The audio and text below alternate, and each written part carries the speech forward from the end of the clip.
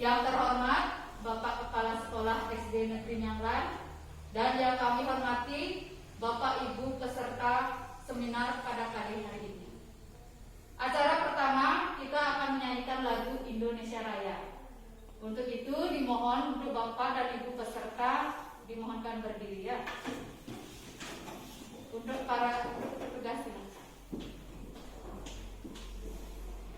Hiduplah Indonesia Raya, ya. Indonesia tanah airku, tanah tumpah darahku. Di sanalah aku berdiri, jadi pandu hidupku. Indonesia kebangsaanku, bangsa dan tanah airku. Marilah kita berseru, Indonesia bersatu. Hiduplah tanahku, hiduplah negeriku, bangsaku, rakyatku semuanya. Bangunlah jiwanya, bangunlah badannya untuk Indonesia Raya. Indonesia Raya, merdeka, merdeka, tanahku, negeriku yang ku cinta. Indonesia Raya, merdeka, merdeka, hiduplah Indonesia Raya. Merdeka, tanahku, negeriku yang ku cinta. Indonesia Raya, merdeka, merdeka, hiduplah Indonesia Raya. Dan kita akan berdoa. Berdoa sesuai dengan keyakinan kita masing-masing. Berdoa dimulai.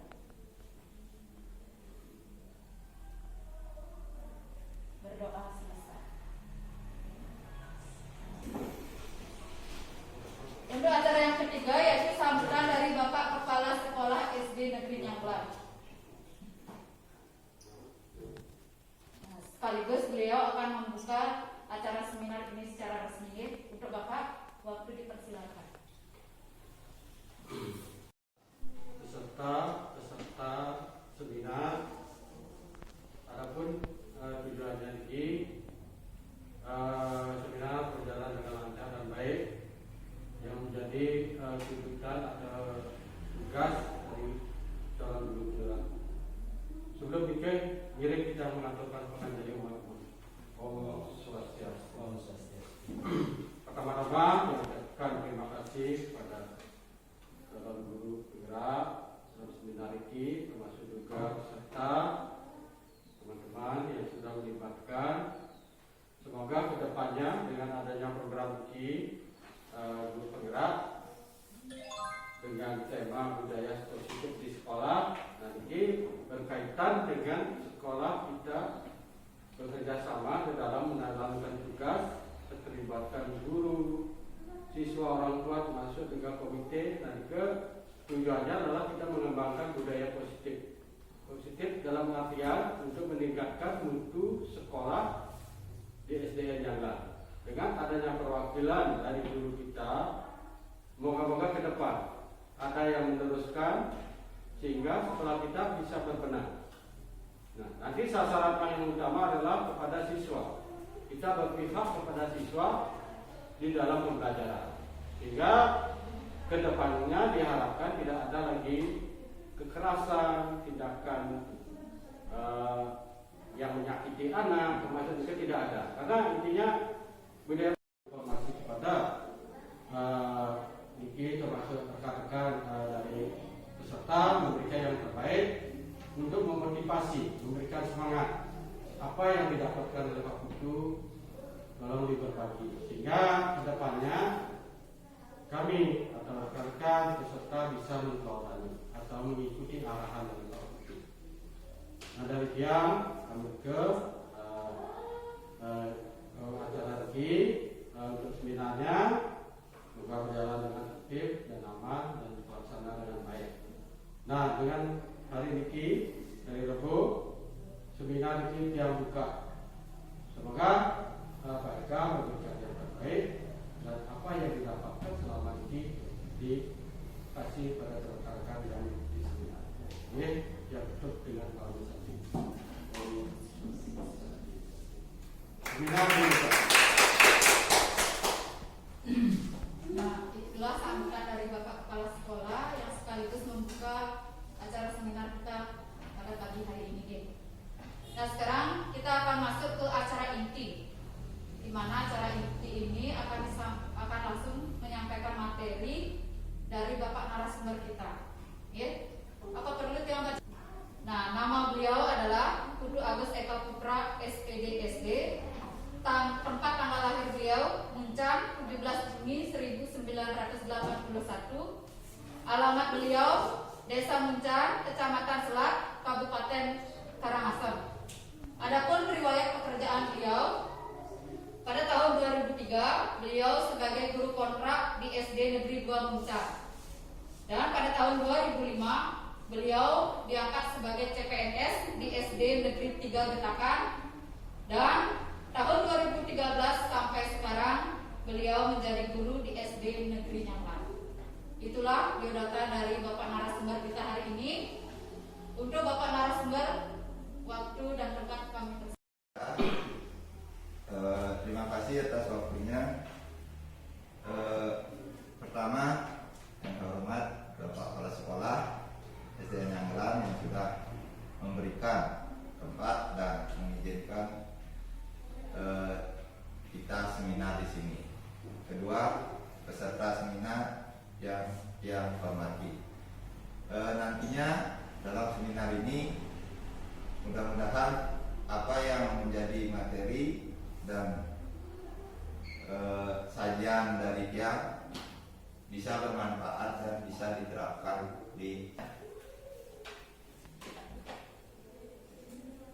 Mungkin Ibu dan keinginan Ibu makin membuka ini, gimana caranya Ibu mau membuka untuk Terima kasih.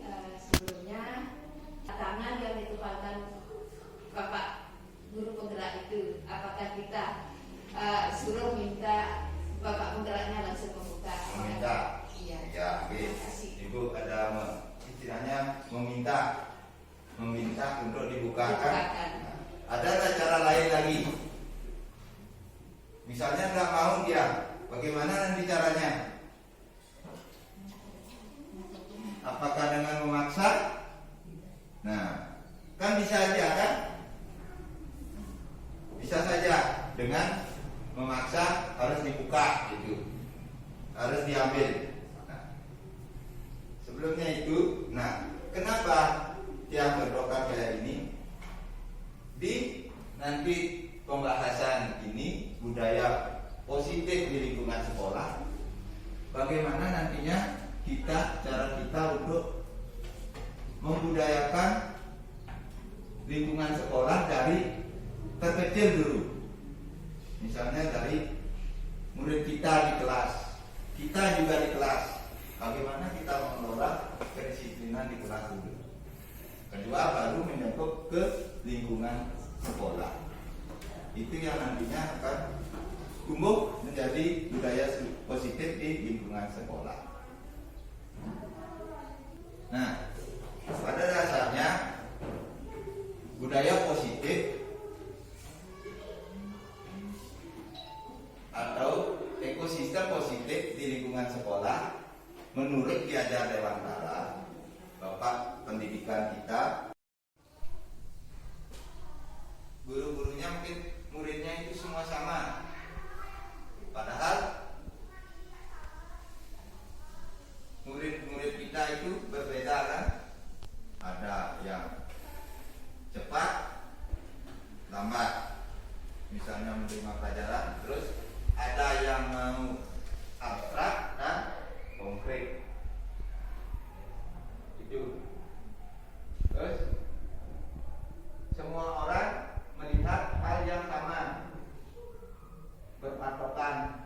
yang sama. Sedangkan di teori kontrol semua orang memiliki gambaran berbeda.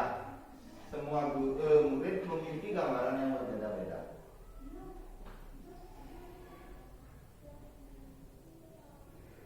Kita mencoba mengubah orang agar berpandangan sama dengan kita. Sedangkan teori kontrolnya kita berusaha memahami pandangan orang lain tentang dunia atau tentang diri kita.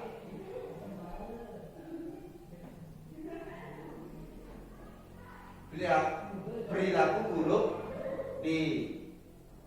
dilihat sebagai suatu kesalahan. Sedangkan semua perilaku memiliki tujuan. Nah, misalnya contoh, murid itu memiliki kesalahan. Misalnya melanggar pakaian contohnya. Nantinya di teori kontrol pasti ada penyebabnya. Kenapa dia melanggar? Punya alasan. Itu. Ini banyak lagi orang lain bisa mengontrol saya. Hanya saya yang bisa mengontrol diri saya atau diri teman-teman. Terus saya bisa mengontrol orang lain. Anda tidak bisa mengontrol orang lain.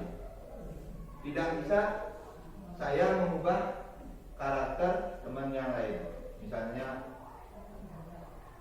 Bu Ayan gitu harus cara gini, sedangkan Ibu Ayan punya cara-caranya sendiri untuk membelajarkan siswanya. Nah, itu di perubahan paradigma, mengubah kebiasaan yang kurang, bukannya tidak baik, kurang baik, menuju ke lebih baik untuk memperbaiki sikap diri sendiri. Dari diri sendiri nanti kita akan melimpahkan ke siswa. Nah, yang kedua, konsep disiplin positif dan motivasi. Nah, sebelumnya dia mau tanya, kenapa teman-teman sekarang memakai masker? Menjaga kesehatan. Yang lain? Karena adanya COVID. Demi kesehatan. Demi kesehatan. Menjalankan perintah dari pemerintah. Menjalankan perintah dari pemerintah. Nah, sekarang kalau itu kan menjalankan perintah dari pemerintah, aturan ya? Aturan ya. Ya, aturan. Sedangkan kalau aturan itu diabaikan, misalnya tidak pakai masker, denda. Denda misalnya. Untuk diri kita sendiri nantinya bagaimana? Tertular penyakit. Nanti tertular penyakit. Ini kebanyakan orang akan menghubungkan kata disiplin dengan kata tertib, aturan, dan patuhan pada aturan itu, peraturannya. Kata disiplin juga sering dihubungkan dengan hukuman kan? Kalau tidak disiplin ya dihukum. Itu. Padahal itu sangat berbeda. Karena belajar tentang disiplin positif tidak harus dengan memberikan hukuman. Ini kata disiplin. Kata disiplin berasal dari yang artinya belajar dan belajar.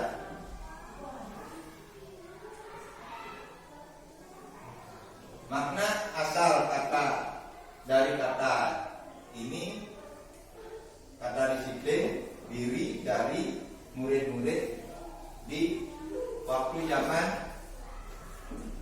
taman siswa. Mungkin ibu dapat juga dengar tentang filsafat Ki Hajar Dewantara tentang pendidikan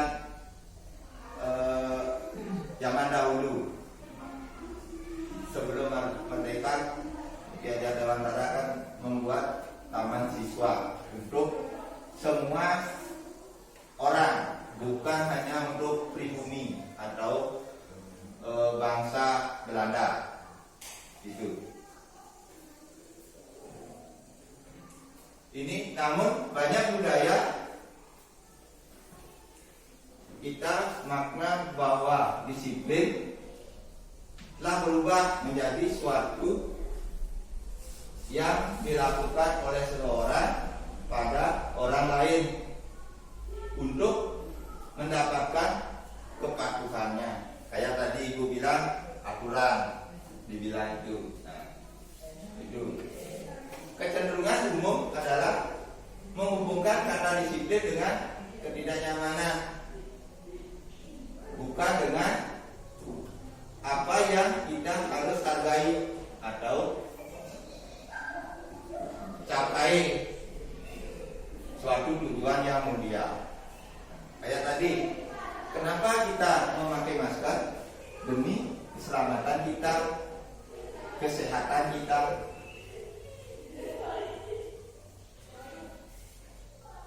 Nah, menurut Bapak Pendidikan kita juga, Ki Hajar Dewantara menyebutkan bahwa di mana ada kemerdekaan, disitulah harus ada disiplin yang kuat. Maksudnya yang kuat, menumbuhkan budaya-budaya positif. Misalnya nanti kalau kita di zaman kemerdekaan itu kan kita merintis kemerdekaan, makanya untuk mempertahankan kemerdekaan, budaya disiplin yang harus kita lakukan dengan seksama atau menyeluruh, yang nantinya tidak akan dirongrong oleh negara-negara lain misalnya.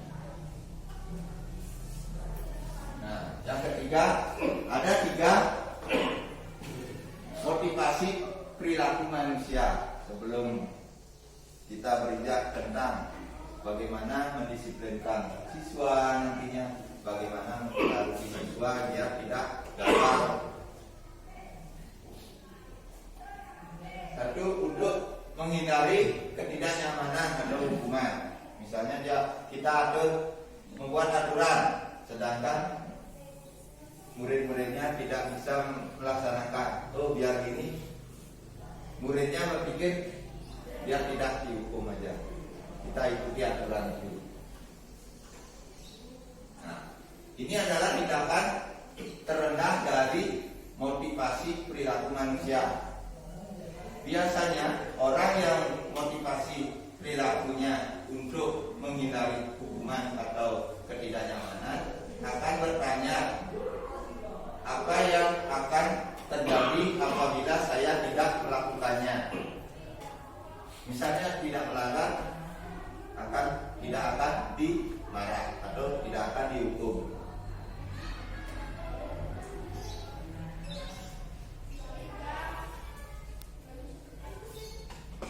Untuk mendapatkan imbalan atau penghasilan dari orang lain.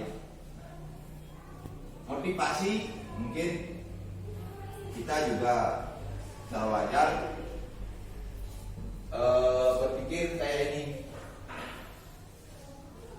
Orang dengan motivasi ini akan bertanya, apa yang akan saya dapat apabila saya melakukannya? Suatu kegiatan misalnya, jadinya apa yang saya dapat nantinya? Itu memberikan imbalan atau hadiah atau penghargaan. Yang ketiga, untuk menjadi orang yang mereka inginkan atau menghargai diri sendiri dengan nilai-nilai yang mereka percayai. Tumbuh dari diri kita sendiri. Motivasinya tumbuh bukan dari orang lain untuk harus kayak begini, kayak begitu. Kita tumbuh dari diri kita sendiri. Nantinya akan tumbuh budaya kedisiplinan dari diri sendiri.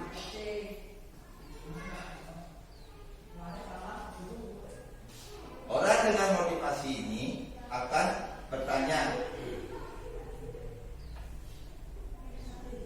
seperti apa bila saya melakukannya? Mereka melakukan sesuatu mereka karena nilai-nilai yang mereka yakini atau hargai, dan mereka melakukannya. Apa motivasi kita untuk melakukan, misalnya membelajarkan murid untuk masa depan, khususnya anak didik kita, terus yang lebih luas lagi untuk masa depan negara kita, yang nantinya dia sebagai penerus mempertahankan dan menjaga kemerdekaan Republik Indonesia. Dan kesehatan inilah yang kita sebut sebagai keyakinan.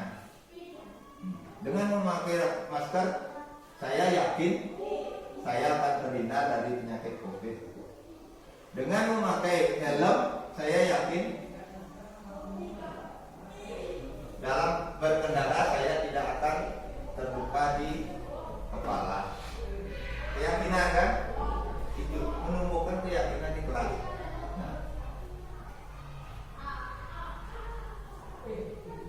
Pembentukan keyakinan di kelas seperti keyakinan di kelas bersifat lebih abstrak daripada peraturan. Kalau memandang keyakinan kelas lebih abstrak karena secara langsung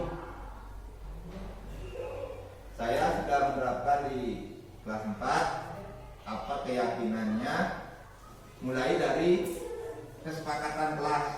Dari kesepakatan kelas yang minta ke siswa untuk membuat kesepakatan bersama di kelas. Nah, dari kesepakatan itu nantinya akan timbul keyakinan kelas. Terus pernyataan keyakinan kelas senantiasa dibuat dalam bentuk positif. Keyakinan kelas sebaiknya sesuai sesuatu yang dapat diterapkan di lingkungan tersebut. Jangan membuat keyakinan kelas yang tidak bisa diterapkan atau dilaksanakan. Terus semua warga kelas hendaknya ikut berkontribusi dalam pembuatan keyakinan kelas. Curhat pada pandangan murid juga. Makanya murid yang ajak untuk serta bagaimana untuk membuat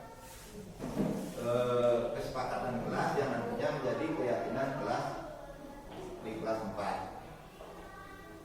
Bersedia meninjau kembali keyakinan kelas dalam waktu ke waktu. Misalnya nanti ada perubahan, kita akan berubah lagi ke lebih positif lagi. Ya, maksud. Nah, ini contoh yang kesepakatan kelasnya di kelas 4. Siswa disuruh untuk yang minta untuk memberikan pandangan tentang di kelas, bagaimana sikap kita, baik anak-anak dan juga gurunya. Nanti akan ditempel di depan kelas dengan tidak memberikan kandungan nama. Nanti secara global kita akan mendapatkan keyakinan kelasnya dengan kesepakatan bersama.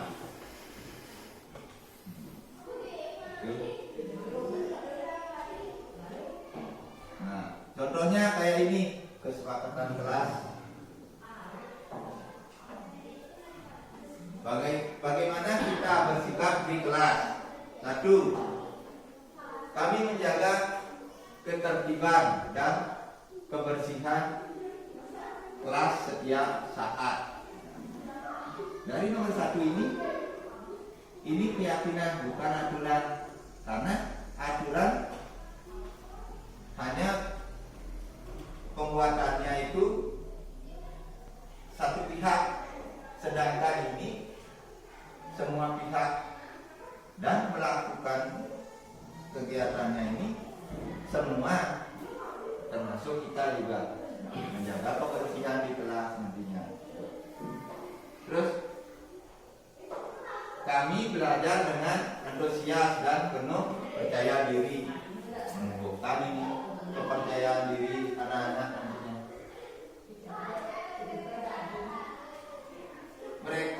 Kami senantiasa menghormati guru dan mengasihi sesama. Misalnya dia bercanda, keterlaluan, berarti di luar.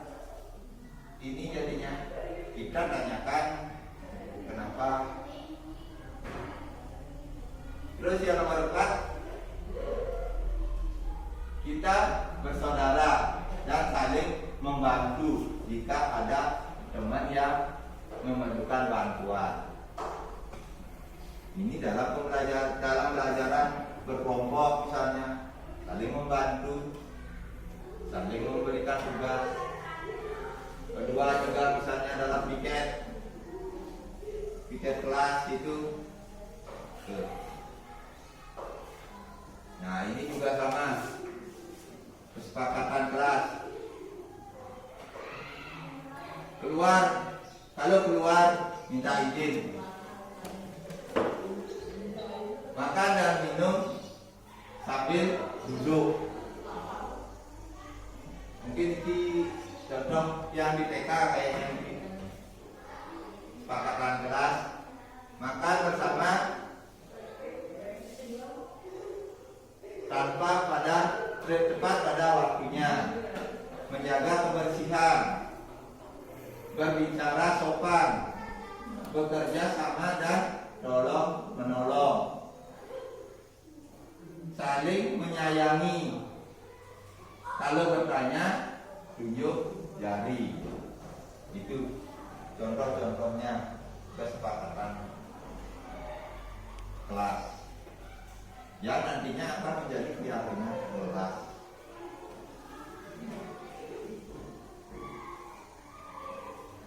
Nah selanjutnya tentang pemenuhan kebutuhan dasar. Ada 5 kebutuhan dasar manusia.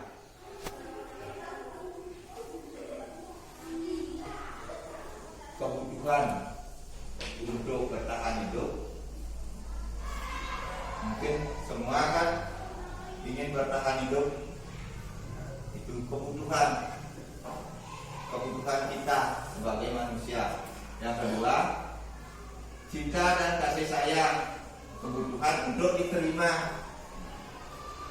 Misalnya contoh kita pindah ke suatu sekolah lain, ini yang kita nanti akan butuhkan cinta dan kasih sayang dengan lingkungan baru itu.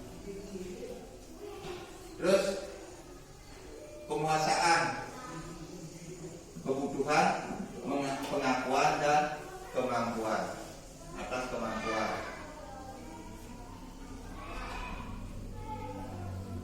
Kebebasan, kebutuhan akan pilihan.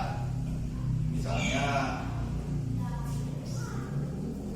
kita bebas untuk memberikan pembelajaran di kelas sesuai dengan cara kita sendiri. Biar nantinya siswa itu bagaimana dalam pembelajaran bisa menuntun mereka, membimbing dan menjadi panutan. Kesenangan, kebutuhan dasar manusia, kesenangan adalah kebutuhan untuk merasa senang.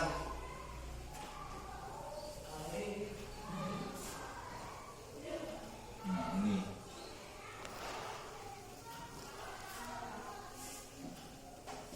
yang tadi kebutuhan untuk bertahan hidup ada di rasa kasih, cinta dan kasih sayang, kesenangan, kebebasan dan penguasaan.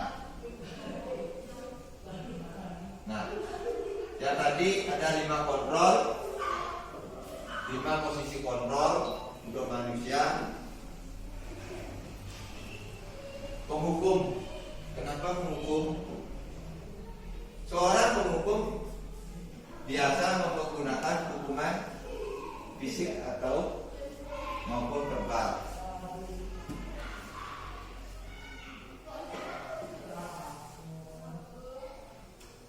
Guru yang menerapkan posisi penghukum akan berkata, misalnya dengan rasa kasih sayang.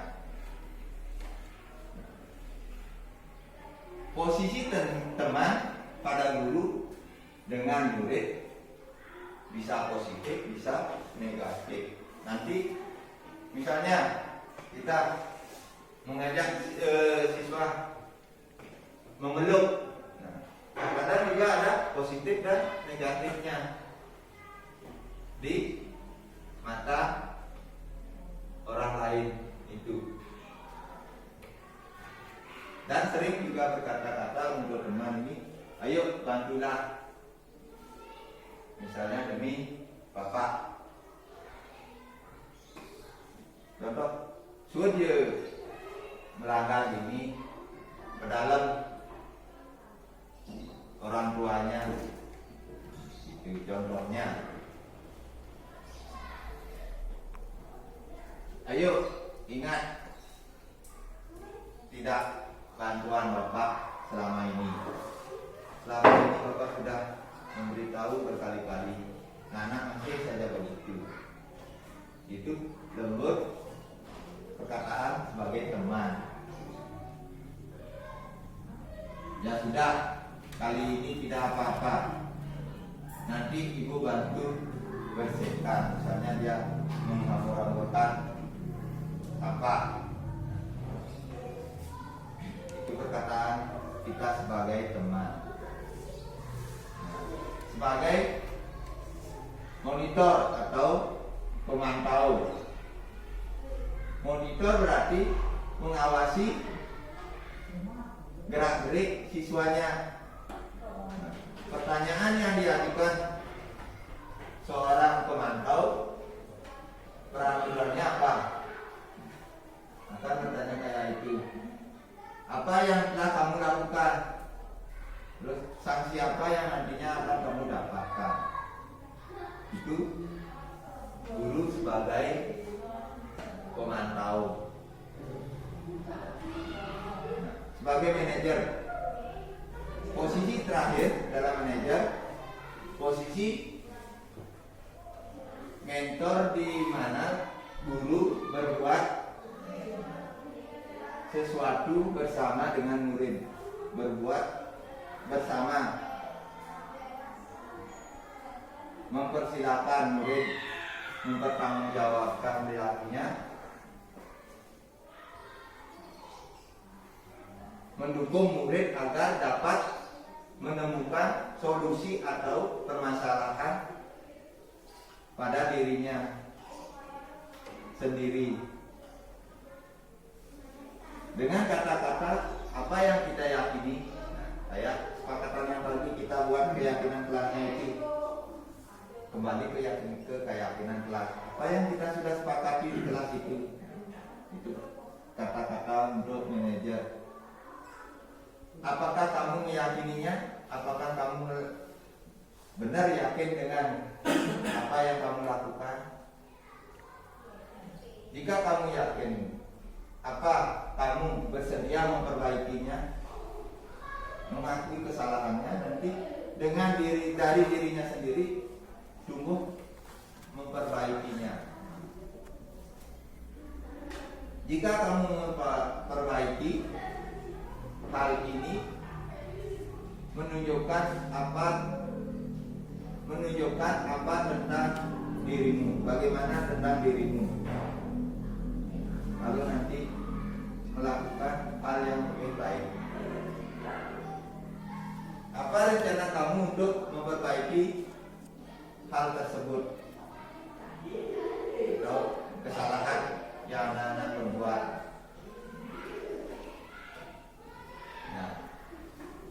Selanjutnya di sini ada strategi restitusi. Sebuah cara menanamkan disiplin positif pada murid atau anak. Restitusi adalah proses menciptakan kondisi bagi murid untuk memperbaiki kesalahan mereka sehingga mereka bisa kembali pada kelompok mereka dengan karakter yang lebih kuat atau lebih baik.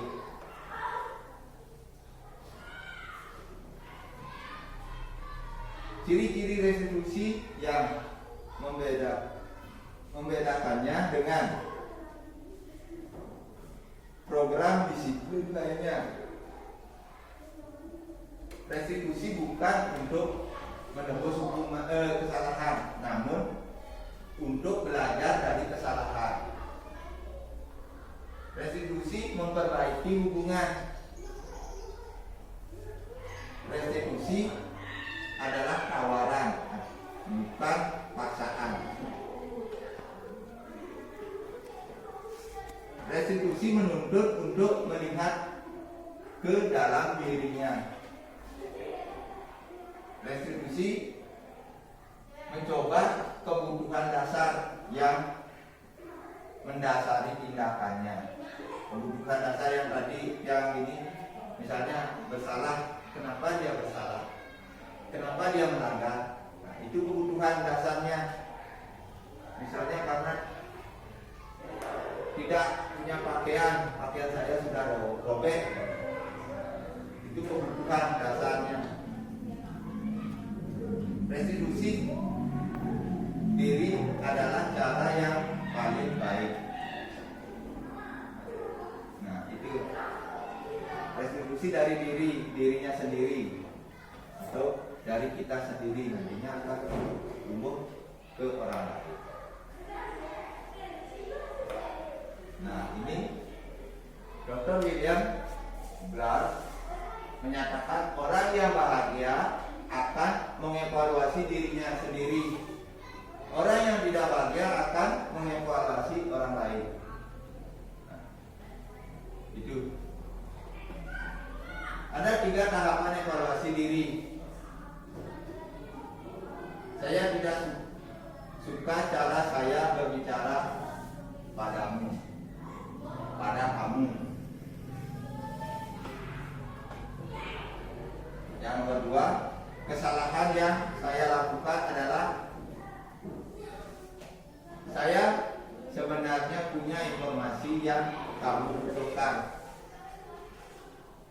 Saya lebih dan saya bicara terlalu. Itu restitusi penguatan. Yang ketiga, restitusi fokus pada solusi. Dalam restitusi ini, guru menstabilkan identitas murid dengan mengatakan kita tidak fokus pada kesalahan. Siapa salah, siapa benar. Kita tidak berfokus sama itu. Kita berfokus apakah itu bagus apa tidak. Contohnya, misalnya berkelahi, kan ada salah, ada benar. Kita tidak berfokus sama itu. Contohnya, Bapak Ibu tidak tertarik untuk mencari siapa salah dan siapa yang benar. Nah, restitusi mengembalikan murid yang berbuat salah ke kelompoknya. Ketika anak berbuat salah, kita tidak bisa memotivasi anak untuk menjadi baik. Kita harus berpatokan, anak harus gini, tak boleh lagi mengulangi.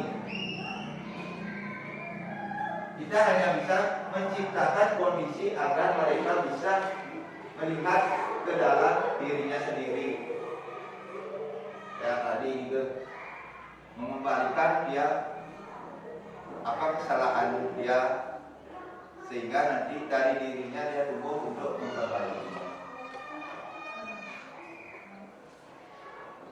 kita harusnya mengajar mereka untuk menyelesaikan masalah mereka sendiri. Dengan belajar dia menyelesaikan masalah sendiri, dia akan menumbuhkan disiplin dari dirinya sendiri.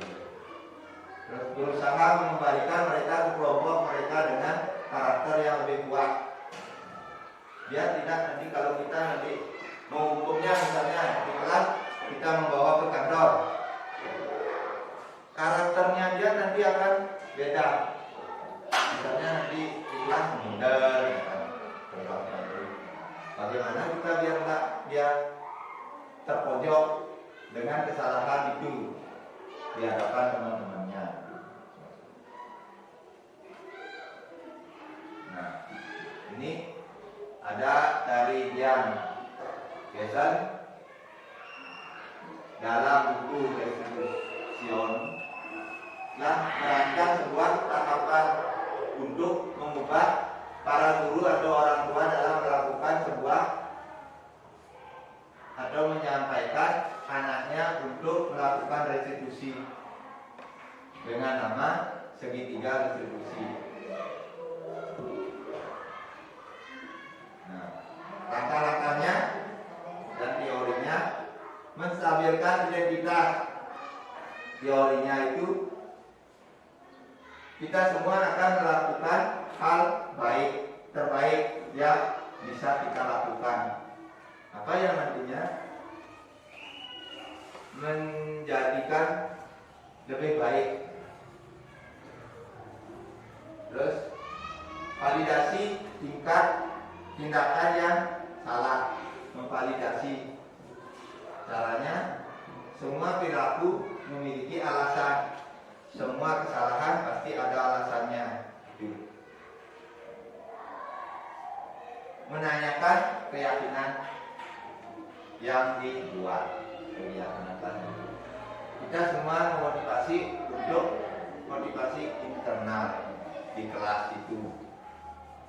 Nah, ini tiga restitusinya yang tadi menstabilkan. Seperti setiap orang pasti pernah melakukan kesalahan. Itu di identitas. Terus kamu bukan satu-satunya yang pernah melakukan itu. Terus untuk validasi tindakan yang salah, kamu tentu punya alasan mengapa kamu melakukan itu. Terus apakah cara yang lebih efektif untuk mendapatkan apa yang kamu butuhkan? Adakah cara-cara anak-anak lebih efektif bukan untuk mencari kebutuhan anak-anak, misalnya perhatian dengan cara bercanda dia kan? Apakah ada lebih efektif lagi? Itu. Terus menanyakan keyakinan kelas apa yang telah kita sepakati. Kamu ingin menjadi orang seperti apa nantinya?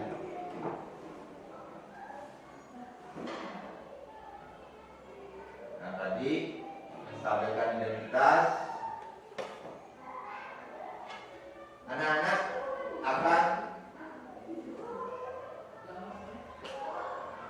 sedang mengalami kegagalan atau masalah. Dia mencoba untuk memenuhi kebutuhan dasarnya, misalnya perhatian dari kita.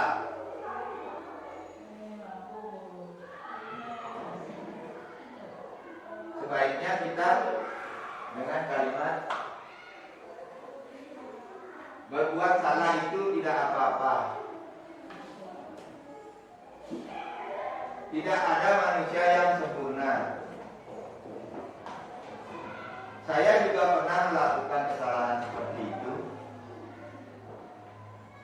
Kita bisa menyelesaikannya ini dengan baik atau menyelesaikannya ini.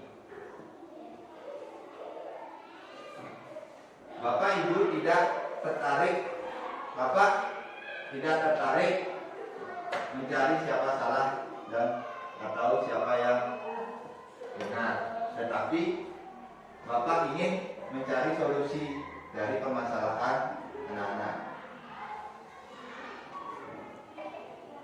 Kamu berhak merasa begitu.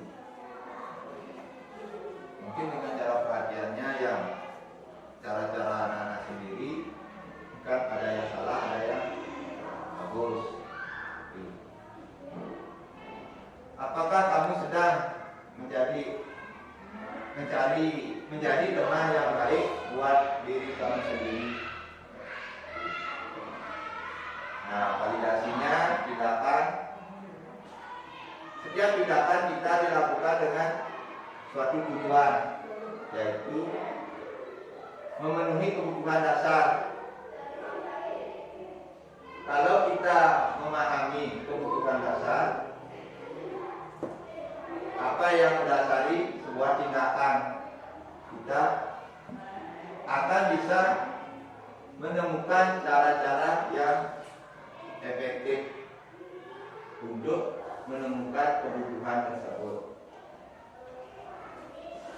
Nah, menurut yang tadi, teori kontrol, semua tindakan manusia, baik dan buruk, pasti memiliki tujuan atau makna tertentu. Kalimat-kalimat di bawah ini yang merupakan validasi kebutuhan mereka. Padahal kamu bisa melakukan yang lebih buruk dari ini ya. Ini menyalahkan kan? Kamu pasti punya alasan mengapa melakukan hal ini.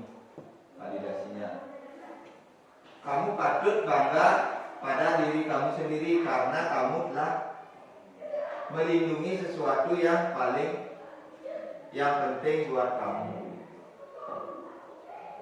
Kamu boleh mempertahankan sikap itu, tapi kamu harus menambahkan sikap yang baru.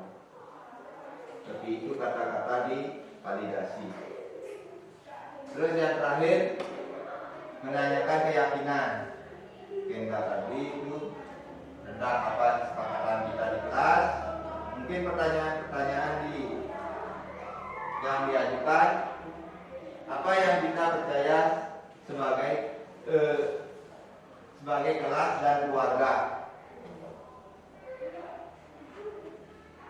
Apa nilai-nilai umum yang kita telah sepakati? Apa bayangan kita tentang kelas yang ideal atau yang baik?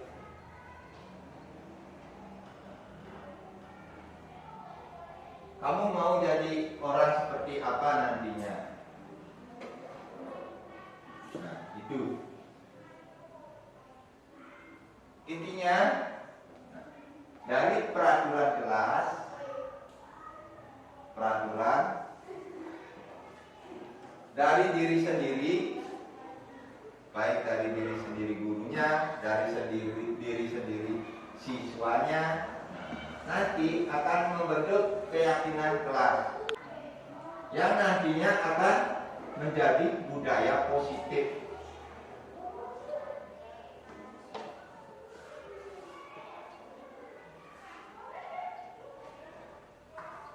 Mungkin paparan saya sampai di situ. Mungkin lagi sebentar ada tanya jawab tentang apa yang menjadi cita-cita kita untuk lingkungan di sekolah kita, menerapkan budaya positif yang berpihak kepada murid. Sekian dan terima kasih yang aturkan para santi. Om Santi Santi. Terima kasih banyak Guru Bapak narasumber yang sudah begitu banyak memaparkan materinya pada seminar hari ini. Untuk itu, sekarang Tiang akan buka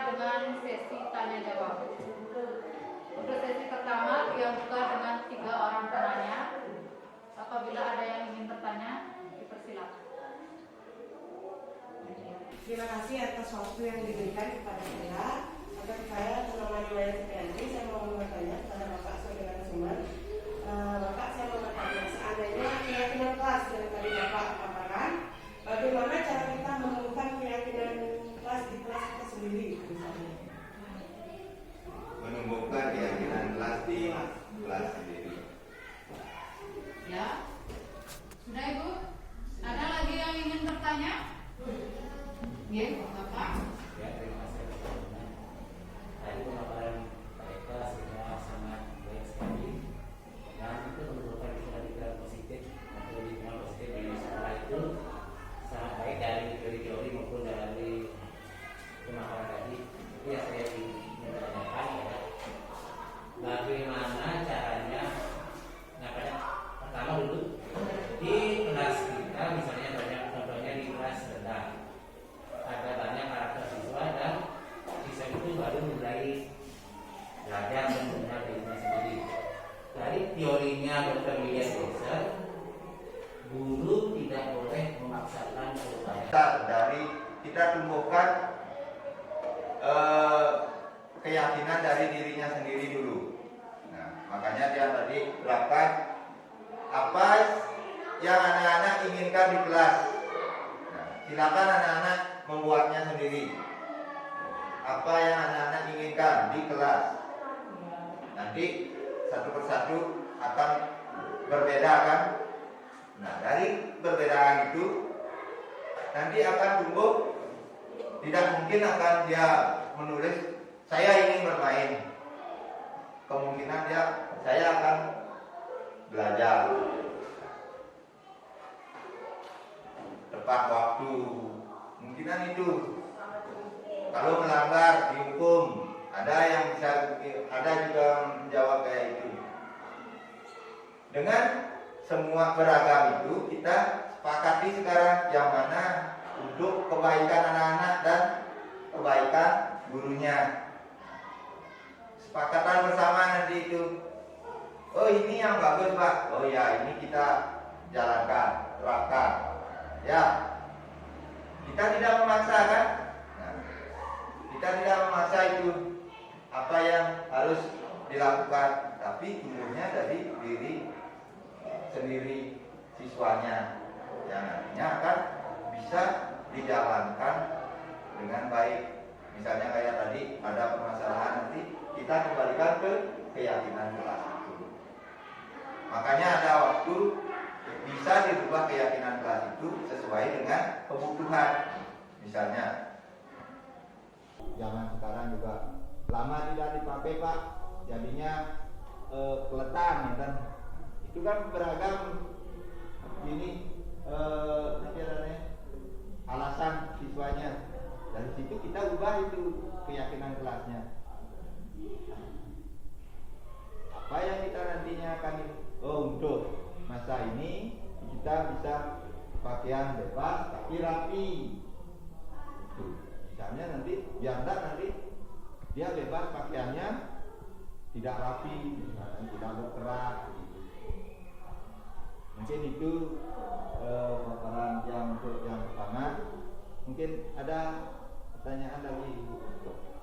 Berarti keyakinan kelas itu sama artinya dengan peraturan mungkin Pak?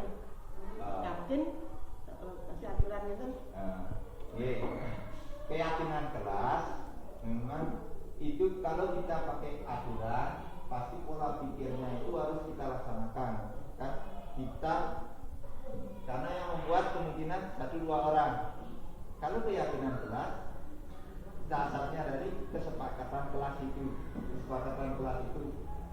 kita buat, nantinya akan dilaksanakan. Kalau dilaksanakan itu menjadi aturan kelas. Biar tidak nanti berfokus aturan akan membuat kita juga menjadi harus ikut aturan. Kayak pakai masker, kita harus pakai masker karena aturan pemerintah kan. Di samping itu untuk diri kita sendiri ya menjaga kesehatan, keselamatan kita. Mungkin itu ininya. Ada lagi? Ya, terima kasih atas jawaban dari Bapak. Bapak, berarti saya paham sekarang antara keyakinan dengan peraturan itu berbeda. Yakin itu dari diri kita sendiri, tapi aturan itu dibuat oleh kita sendiri, gitu ya. Nanti keyakinan itu kalau sudah berjalan akan menjadi aturan. Nih. Karena sudah kebiasaan, nanti itulah bentuknya budaya-budaya positif. Kemungkinan untuk melanggarnya itu akan lebih sedikit daripada kita membuat aturan. Gitu. Karena itu keselamatan dari untuk keselamatan dan kesehatan dirinya sendiri, lingkungan semua yang ada di kelas itu. Mungkin di kelas dia berbeda kesepakatan kelasnya dengan di kelas 3 gitu. Beda-beda. Itu menurut apa yang nanti jadi keyakinan-keyakinan yang tumbuh dari siswa itu dan tumbuh dari kita juga. Terus yang nomor 2,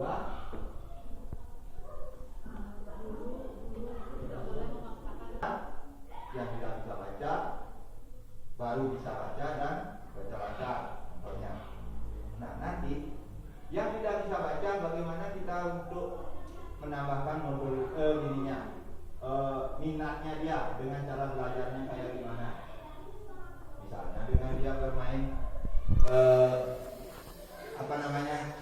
huruf atau satu huruf itu dia menyatukan. Dengan itu dia belajar. Kita tidak boleh tidak bisa memaksakan harus bisa dia. Kalau kita sudah menuntutnya dari yang belum bisa, kita kelompokkan itu. Terus yang sedang bisa atau belum lancar, kita kelompokkan juga. Nantinya akan bisa mempunyai karakter-karakter sendiri kelihatan nantinya. Oh, ini dengan cara ini kita bisa, misalnya dengan audio nantinya, dengan misalnya video, nah dengan menyanyi dia bisa, mungkin yang sudah bisa, mungkin nanti kita akan fokuskan untuk pengembangan, misalnya kata-katanya kita perbanyak nanti kosakata. Itu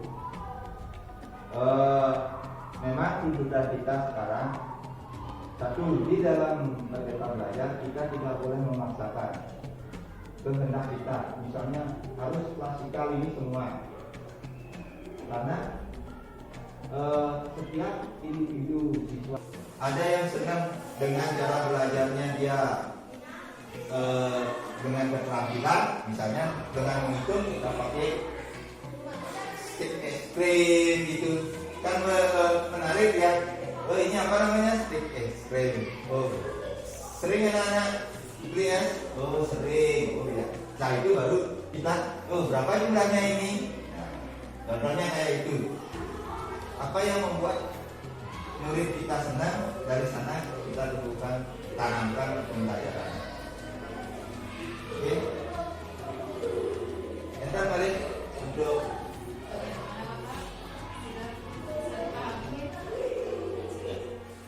Yes, yang buka lagi di sesi kedua. Ada yang ingin bertanya lagi?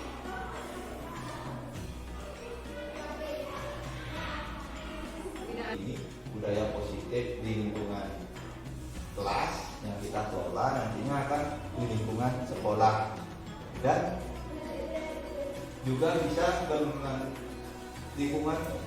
lingkungan masyarakat nantinya. Kayak dulu kita ikut gotong royong. Jadi ya budaya positif sudah di lingkungan luar sekolah, di lingkungan masyarakat. Mungkin dari yang itu yang kembalikan ke. Terima kasih untuk Pak pemateri atau narasumber hari ini. Dia sudah mengatakan begitu banyak mengenai budaya positif di lingkungan sekolah. Terima kasih juga untuk Bapak dan Ibu peserta.